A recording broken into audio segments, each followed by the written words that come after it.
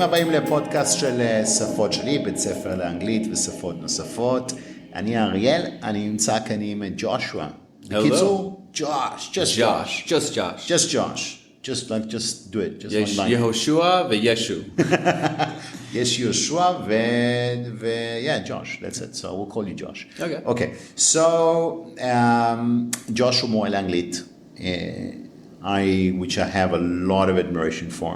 תותח. על שפיץ, like they say in Hebrew. One of the greatest, if not the greatest of all time. The Kobe Bryant of teaching. The Kobe Bryant. My opinion. Okay, that's my personal opinion. I'm willing to share that. I'll stay away from planes. Okay, don't get a helicopter then. Yeah. All right, אז היום אנחנו נדבר על נושא שמדאיג הרבה אנשים שהם בעצם מתחילים את החיים שלהם. Get involved in a relationship, בזוגיות, ואז עושים ילדים, והם צריכים לקנות בית או לגור איפשהו. Okay? אז בפניהם יש בעצם שני אופציות היום. One is שכירות. How would you say שכירות in English? Rent. To rent an apartment. Yeah. Okay? Rent. The cost of rent. Cost of rent. בארצות הברית אומרים, איך אומרים דירה? Apartment. Or do they call it a flat? No, only British people. Only British people. Only British people, or South Africans, or Australians. No, South Africans we call an apartment as well, or flat. I've heard of South Africans say flat. Flats, yeah. My family says flat. Okay, אז בדרום אפריקה, באנגליה, אנחנו קוראים לדירות flats. חלקים. flats, שזה כאילו, flat זה משהו שטוח. שטוח. שטוחים. חלק. flats, שטוחים we call them. אוקיי, אז בארצות הברית קוראים להם apartments or condos, a bit of a condo. Yeah, כן, קונדו זה כזה דירה שיש בה שתי קומות, משהו כזה? שתי קומות? זה דופלקס. No, דופלקס זה בניין שמחולק. Duplex is like in Israel, it's two houses and no, it's like two floors. Two floors or two, sometimes you have duplexes in America, שזה בעצם שתי בתים, והם שתי דירות באותו בית, אבל במקום להיות אחד מעל אחד, זה פשוט הם ליד, like they're next to each other. Okay. And do you know what a condo is? I've never actually come across what Americans refer to as a condo. I think it's just an apartment. It's just a nice apartment. It's like a villa apartment kind of. Okay. אז בארצות הברית אנחנו קוראים לזה apartment או condo, but אם אתם משתמשים במילה apartment, זה בעצם, לדירה זה הדרך הכי מהירה והכי נכונה. But in American English, apartment can also be a house, right? So it's just a place that you're renting from. It's in Israel, when you say apartment, you're talking about a binyan, right? In America, I lived in many apartments that weren't binyanim, הם היו סתם בתים. הבנתי, אוקיי. להשכרה. הבנתי, אוקיי. Alright, אז בעצם יש לנו שתי אופציות לפניכם, לא לנו, לכם. אחד זה בעצם להשכיר, to rent, or to buy, to be a property buyer. An owner. owner, לקנות נכס. עכשיו, כלכלית, הדבר הכי נכון, the most correct thing to do, אם זה מתאפשר לכם, זה כמובן לקנות דירה כמה שיותר מוקדם בחיים. למה? Because the payoff הוא ארוך. זה בדרך כלל... מה זה payoff? הזמן החזר, כאילו. עד שאתם סוגרים את המשכנתה, ייקח לכם... איך הוא משכנתה? mortgage, אוקיי.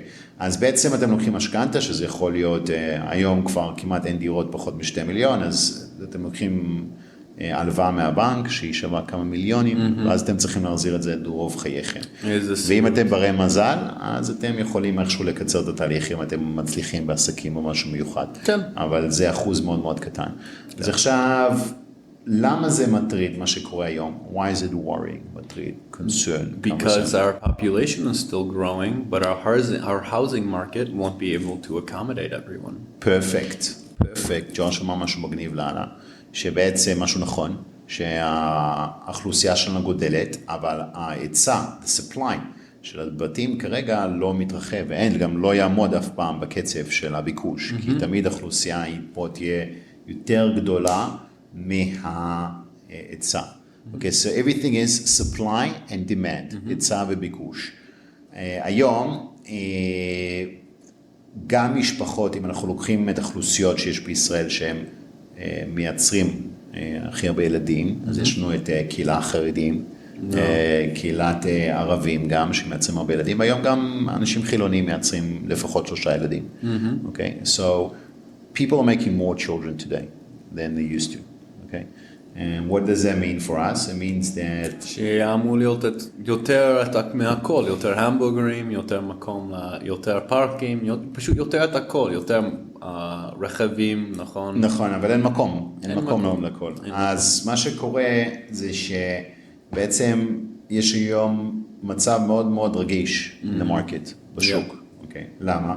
כי היום הדירות עולות, המחיר של הדירות בעצם עולה בגלל היוקר מחיה, cost of living. So expenses are going up, everything is going up. So the cost of building, העלות לבנייה עולה יותר יקר. אוקיי? ולכן אוטומטית זה מגולגל לכם, הקונים. ולכן זה עולה לכם מאוד מאוד יקר. ולכן מאוד קשה לקנות דירה, כי הריבית גם גבוהה. Okay? What's happening is that the interest rates that we spoke about is high, ומה שזה גורם, זה בעצם for a slowdown. Okay? אנשים פתאום, אין להם את האפשרות לקנות, כי הבנק יותר קשוח עם התנאי משכנתה, גם עולה לכם יותר כסף להחזיר כל חודש לבנק, בגלל משכנתה, for the interest rates are up.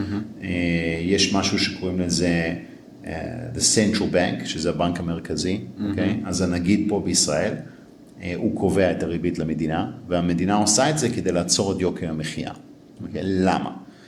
כי high interest rates will automatically cause people to spend less. Okay? They will not be able to buy the house anymore, ולכן פחות בתים קונים אותם. Less houses are being bought, and therefore the prices are should at least stay the same or go down. But they're not going down. They're not going down, but... למה המחירים לא יורדים? לא יורדים. אוקיי, שאלה, Josh asked... אם אף אחד, אני לא יכול לדמיין עצמי או אנשים כמוני שמסתכלים על אחד forgive me מאזינים, אבל אחת מהדירות החדשות בהרצליה פתוח, שאני חושב נראות מכוערות דווקא, it's disgusting architecture, אני אף פעם לא יכול לדמיין עצמי או מישהו אחר ולהגיד, וואו, איזה מקום לגדל ילדים. זה נראה כמו spaceship. אוקיי, אז that's a subjective opinion. כן, אבל תכלס, לחיות במקום כזה כל כך מוגזם וענק כזה, זה לא משהו שבן אדם רגיל, מורה, מישהו שלא עובד בהייטק, אמור לצפות שזה יהיה העתיד שלהם, ולמרות שהם עושים שיפוץ אז בוא נדבר על, יש הרבה מקומים שהם לא דיור, כמו שאתה מתאר, יוקרה, that's luxury living, but let's talk about a normal area in Israel, okay? There are plenty normal areas, and even those apartments are not feasible, okay? Even a regular apartment, even in a poor area, cost today more than 2 million shekels almost. רוב העיריות רוצים לעשות כזה סוג של שיפוץ או תמר עם זה, שזה פשוט יעלה את המחיר של הבניין עצמו גם. נכון, אוקיי, אבל התמה זה בעצם, זה מאוד רווחי לדיירים שגרים שם, זה עדיף להם, כי זה get a free apartment. כן, אבל עד שהם לא יכולים לשלם מספיק על הארנונה שעלה בגלל הבניין שלהם כל כך יקר, פתאום. גם נכון. אז זה דרך לגרש אותם, יותר קצר.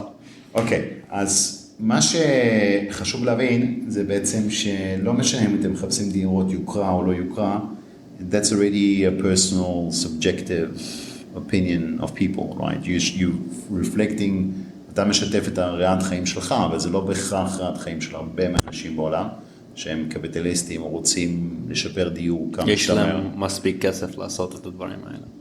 אוקיי, אז יש הרבה תלמידים, סטודנטים של הייטק שמאזינים לנו, that want to reach that level. והם יגיעו, כי הם עובדים בהייטק. אוקיי, אז לא תמיד. גם אם אתה עובד בהייטק, and you have a salary today, it's very difficult to reach that. Even if you're making 30-40 אלף בחודש, מאוד מאוד קשה להגיע לרמה הזאת, מאוד. זה גם מדאיג, זה גם אמור להדאיג. Okay, so that's why we're discussing this. That's why we're discussing this topic, because לא משנה מה ריאת חיים שלך. אם יש לך ריאת חיים כמו Josh, which is a little bit more conservative in terms of lifestyle, או יש לך ריאת חיים רבתני, שאתה רוצה להשיג את המטרה ואתה רוצה לגור בלקשרי, עדיין it's the distance, לא משנה מה השקפת חיים שלך.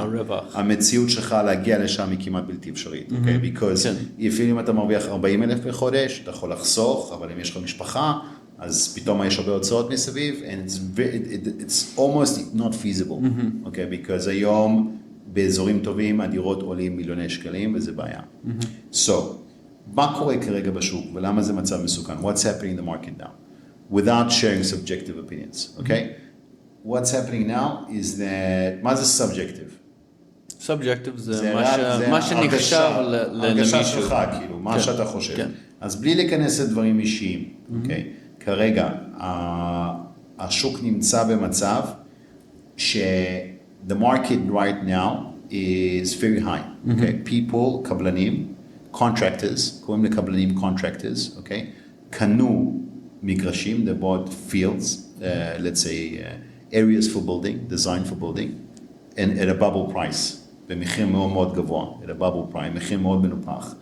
ולכן מה שקורה זה שהם צריכים למכור את הדירות האלה, עם המחיר הזה שכבר יותר גבוה, בערך ב-20-30%. אז אין להם דרך להוריד את המחיר. They have no way to lower the price, because the cost of building is up, and they paid for the land at a premium. לכן, they also need to make a profit for it to be feasible. So, לכן, כשזה מגיע לצרכן, אתה שאלת שאלה, למה המחירים לא ירדו? Okay, even though there's a good chance now that it might start happening, אבל it's unlikely. כי בעצם המגרשים שכרגע בבנייה,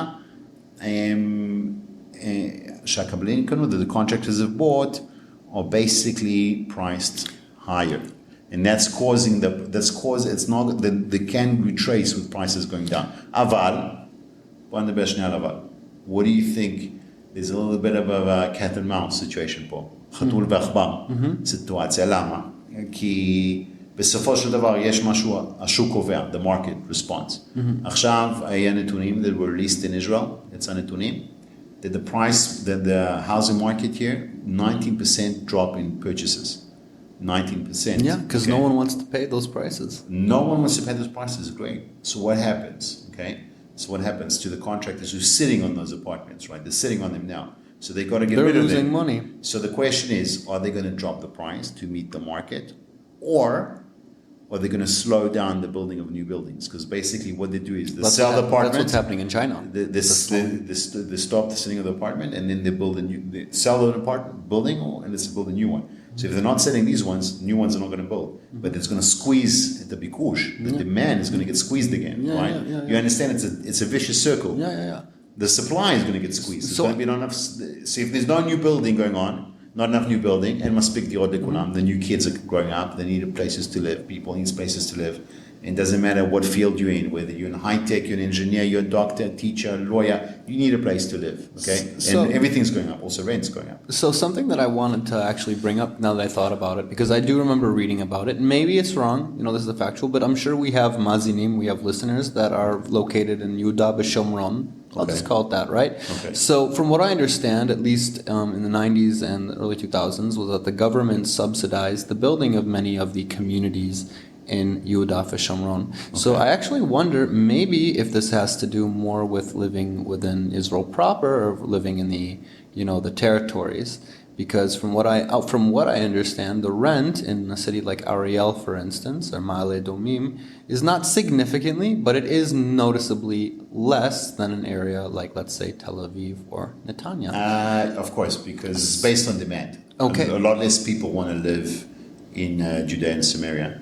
So therefore, the government can choose whether to politically advance it and promote it. Well, so that's people what they're would live doing. there. They're politically. Do you not think maybe they're politically advancing it? I'm not going to get into by making the rent making the rent less. No, the rent isn't less because of the government. The rent is less because there's less demand to live there. Less demand, okay. Of course, significantly less demand. If you ask any 90% of people, say, would you rather live in Ariel or in Tel Aviv? They will tell you Tel Aviv. Okay, that's natural.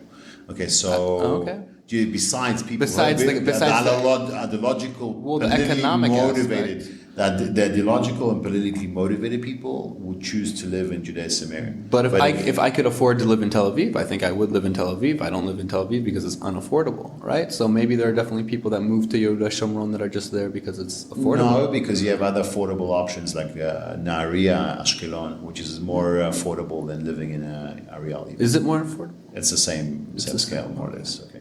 So it's not those areas that we're discussing. It's good that Josh brings this up, כי לפעמים, אתה יודע, it's an open discussion, what you're saying. זה שיח פתוח, אז כן, אז לפעמים העניין של, בוא נגיד יהודה ושומרון, זה יותר עניין אידיאולוגי. בערכות מחיר, אם מדברים על מחיר, אז מדברים על פריפריה. So what the government can do, really, to squeeze, let's say, to encourage people to live in the peripheria, which is a little bit out. Okay, a little bit Ashkelon. Now, why don't people live there? Why?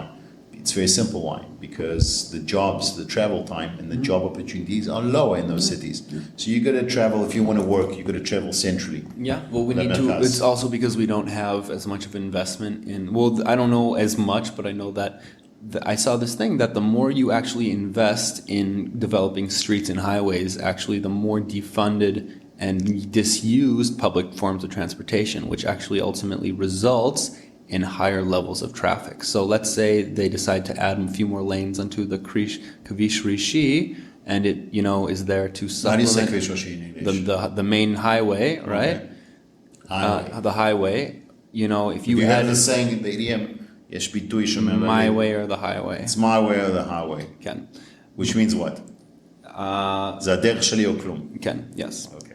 But you think about the number of people who will end up buying cars, which will fill the spaces that are going to be made by the extra lanes added to the highway, and that's actually going to result in less people using public transportation like buses and trains, and what that'll end up resulting in is a defunding of those services as less people use them. And then the routes will become less and less, and it'll result in people actually migrating more towards the center out of necessity because they can no longer conveniently get from the periphery to their job, or they will end up getting a car and becoming part of the issue of traffic jams that we have in this country. Okay, so you raised a good point. העלית נקודה טובה. ג'וש בעצם אומר שכל עוד משקיעים יותר בתחבורה, כבישים, לשפר את התחבורה, לא הציבורית, התחבורה הפרטית בעצם, כבישים ראשיים ודברים כאלה, ולא משקיעים מספיק בתחבורה ציבורית, אז זה עדיין יגרום לאותו בעיה של אנשים לא יכולים בעצם להגיע למקום העבודה שלהם במהירות. זה ידחוף את הבעיה להיות יותר גרוע. נכון. So the פתרון is, as far as I know, is that they are working currently on strategic. We have to really... It's planned, government planned public transport.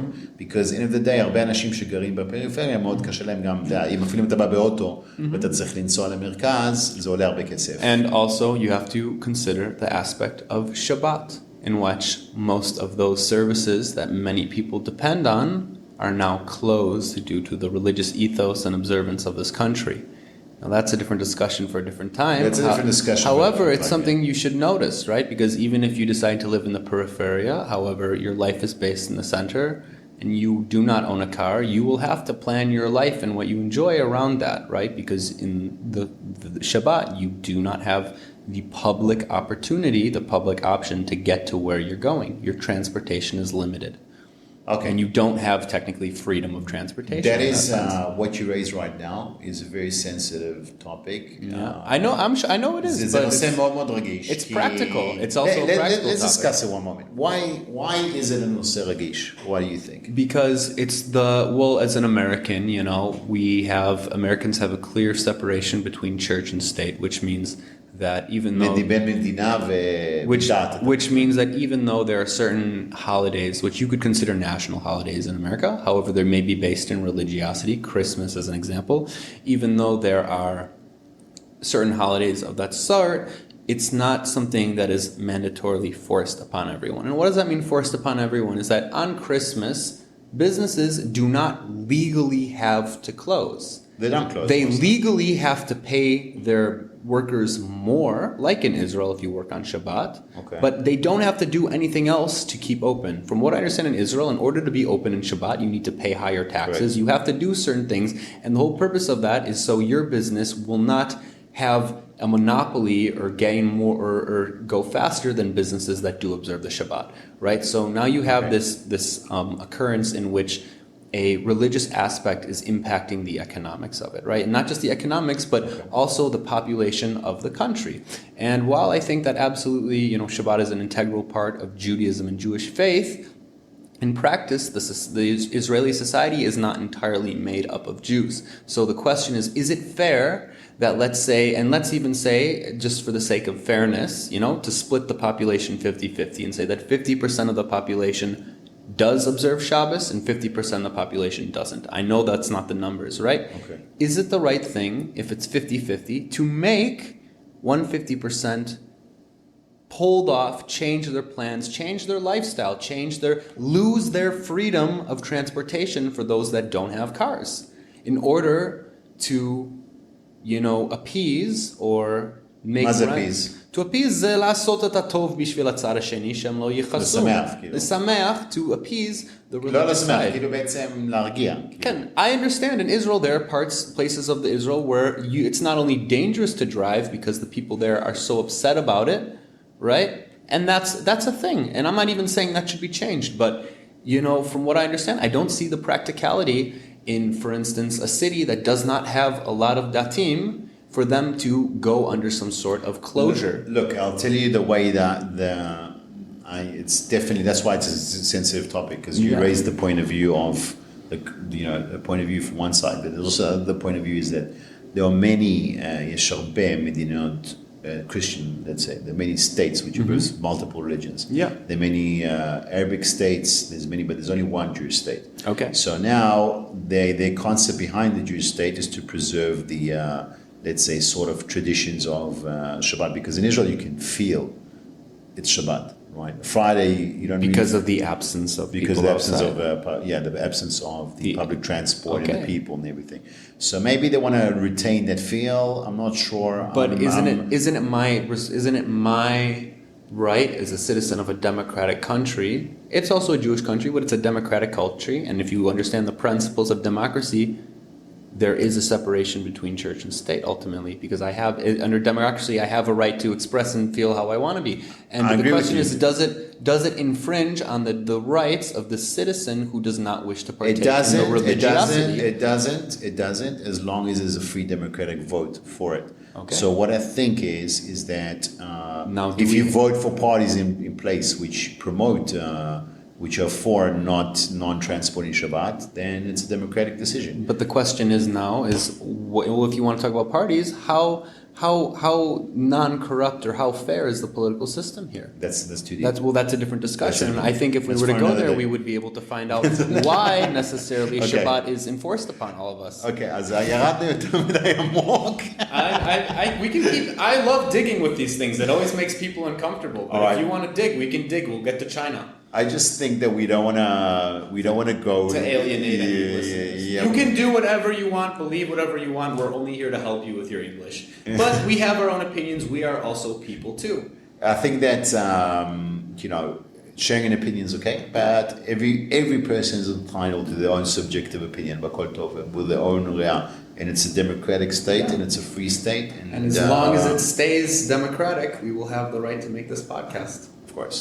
But you never know, they might take us down. אולי יורידו אותנו עכשיו בגלל anti-political comments. Well, that would be very undemocratic.